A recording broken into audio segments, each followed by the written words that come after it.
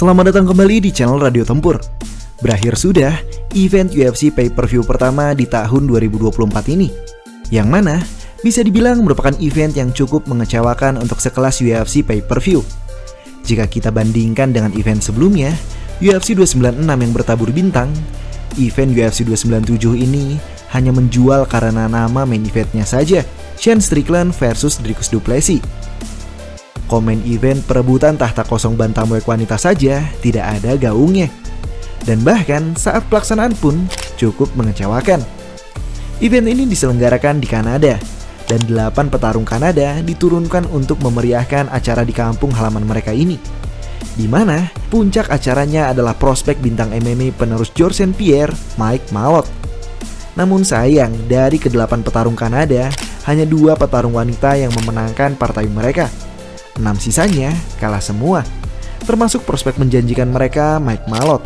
Bahkan, ia kalah finish TKO dari fighter pemegang rekor decision terbanyak UFC welterweight, Neil Magny. Untungnya, selain main event, Dana White menyiapkan duel contender featherweight antara Arnold Allen melawan Movsar Evloev sebagai pembuka main card. Di mana di pertandingan ini, Movsar berhasil membungkam Pak RT dengan penampilannya. Selama ini gue beranggapan Movsar undefeated karena dia belum bertemu lawan yang tepat. Rekornya di UFC masihlah undefeated, tapi semuanya decision. Movsar belum menunjukkan kemenangan yang bisa membuatnya diakui. Di pertandingan inilah waktunya ia membuktikan kualitas rekor undefeatednya melawan fighter yang juga pernah merasakan menjadi undefeated, Arnold Allen. Skenario menuju pertandingan ini adalah duel klasik striker versus grappler. Arnold akan menang melalui striking dan Movsar akan menang melalui grappling.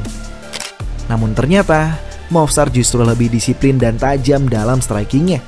Movsar mendominasi sang ranking 4 UFC featherweight ini baik dalam gulat maupun striking. Hingga akhirnya di ronde ketiga, Arnold mendapati Movsar terpojok dan menghantam kepalanya dengan knee berulang-ulang kali. Movsar dengan cerdas membaca situasi. Ia tidak menggunakan tangannya untuk melindungi kepala, melainkan ia menggunakan tangannya untuk menempel pada kanvas sehingga aturan grounded enemies berlaku. Arnold Allen diberikan peringatan keras dan pemotongan poin, sedangkan Movsar diberikan waktu untuk recovery. Salutnya, Movsar memilih pertandingan untuk dilanjutkan meskipun pelanggaran ini telah membuat kepalanya bocor. Dan Movsar mampu mengalahkan Arnold Allen melalui unanimous decision.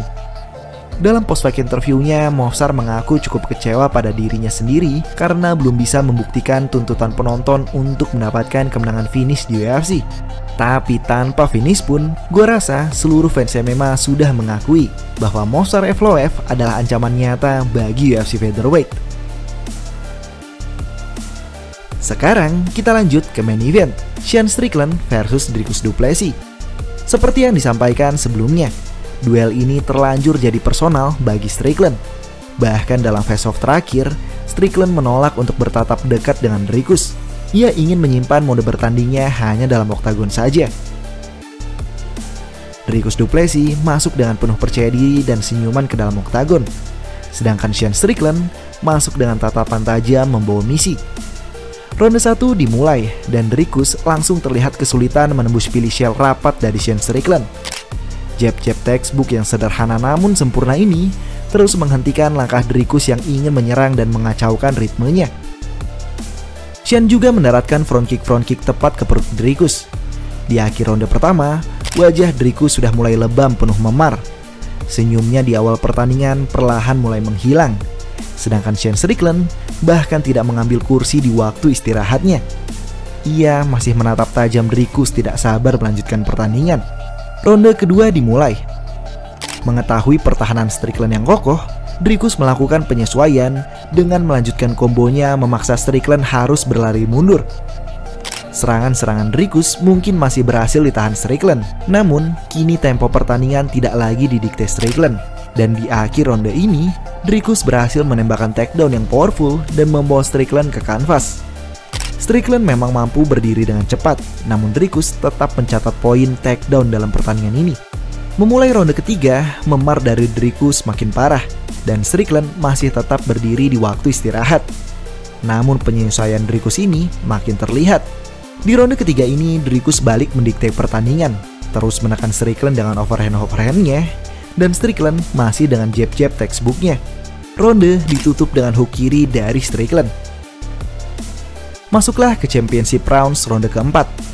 Pertanyaan tentang kardio Dricus diuji di sini.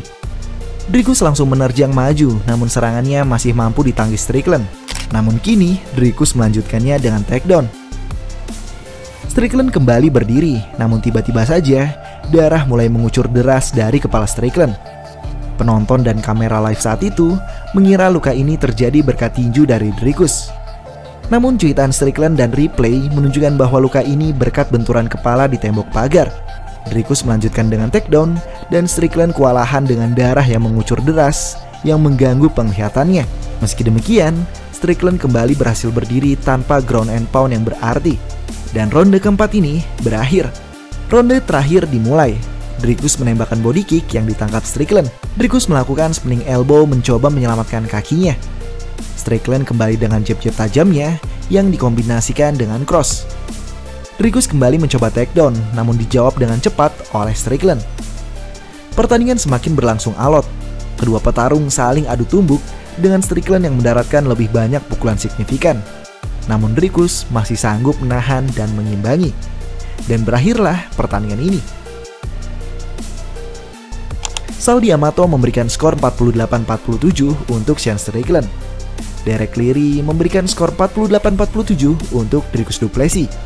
Dan juri terakhir, Eric Colon, memberikan 48-47 untuk Dricus du Plessis. Sehingga pertandingan berakhir dengan split decision bagi raja baru Dricus du Plessis. Terjadi perdebatan mengenai hasil pertandingan ini. Bahkan dalam press conference, Dana White sendiri merasa Strickland lah yang memenangkan pertandingan, di mana menuju ronde terakhir skor imbang 2 sama. Namun Strickland jelas memenangkan ronde kelima. Statistik sendiri menunjukkan Strickland mendaratkan signifikan strikes lebih banyak ketimbang Dricus, terutama di ronde kelima yang menjadi bahasan utama pertandingan ini. Seperti yang disampaikan di video Fight Week, gue sendiri menjagokan Strickland. Dan cukup percaya diri bahwa ketiga juri akan memenangkan Strickland ketika skor dibacakan. Namun ternyata juri berkata lain. Gue rasa takedown yang didaratkan Strickland menjadi kunci penilaian ini. Termasuk juga leg kick dan damage yang terjadi pada kepala Strickland. Israel Adesanya sendiri memiliki reaksinya atas pertandingan ini.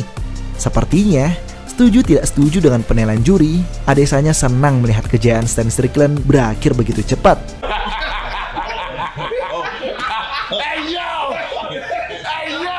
Dricus du Plessis sendiri langsung meng-call out Adesanya dalam post-fight interviewnya untuk menyelesaikan perselisihan mereka yang sempat dibangun di tahun 2023 lalu.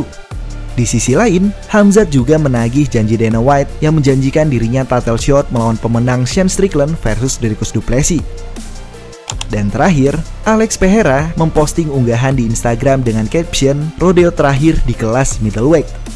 Menurut brother sekalian, siapa nih lawan Dricus du Plessis yang layak selanjutnya? Demikian fight recap kali ini. Gimana? Setuju nggak dengan keputusan juri? Dan kalau dibikin rating 1-10, menurut kalian skor untuk UFC 297 kemarin ini berapa? Tulis di kolom komentar ya. Terima kasih.